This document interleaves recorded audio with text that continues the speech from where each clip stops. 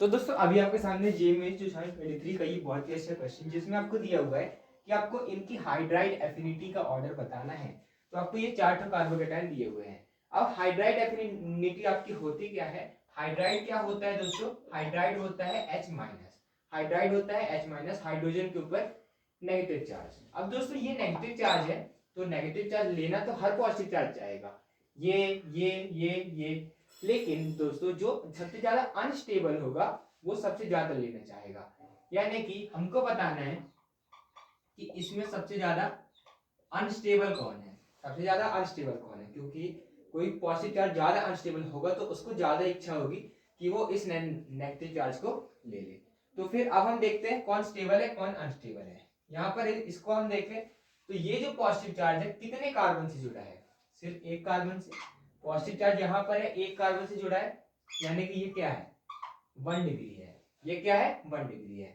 यहाँ पर आप देखें तो ये दोस्तों बहुत ज्यादा स्टेबल होता है।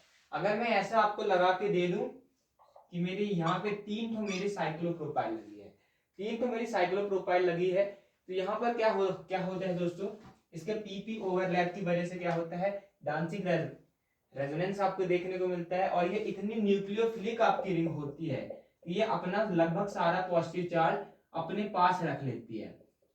तो ये पॉजिटिव चार्ज दोस्तों इन सब में दोस्तों बिखर जाएगा, यानी कि ये बहुत ज्यादा स्टेबल हो जाएगा, ये बहुत ज्यादा स्टेबल हो जाएगा।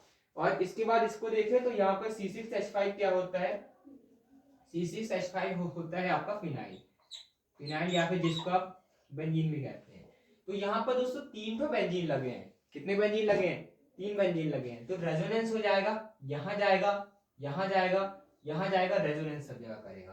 तो ये भी दोस्तों आपका स्टेबल आपका हो जाएगा।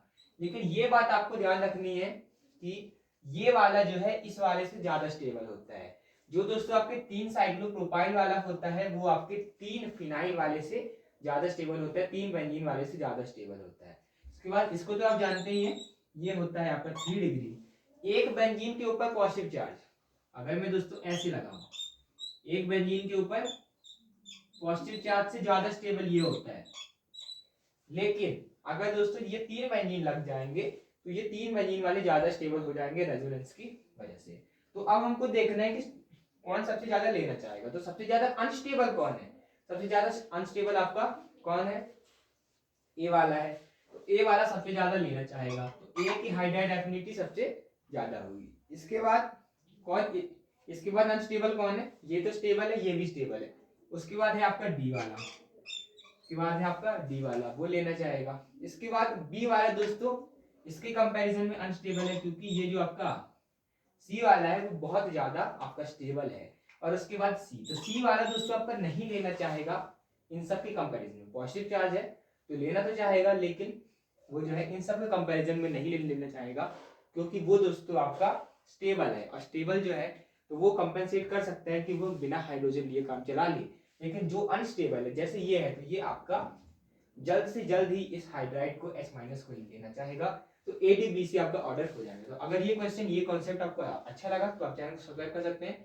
और जेई के PYQ जो आप डिस्क्रिप्शन से देख सकते हैं, वहाँ पे हमने जेई केमिस्ट्री के और फिजिक्स के सारे करवाए हुए हैं। इसी तरीके से कंसेप्चुअल और सारे PYQs 2022 के, 2023 के, 2024 के।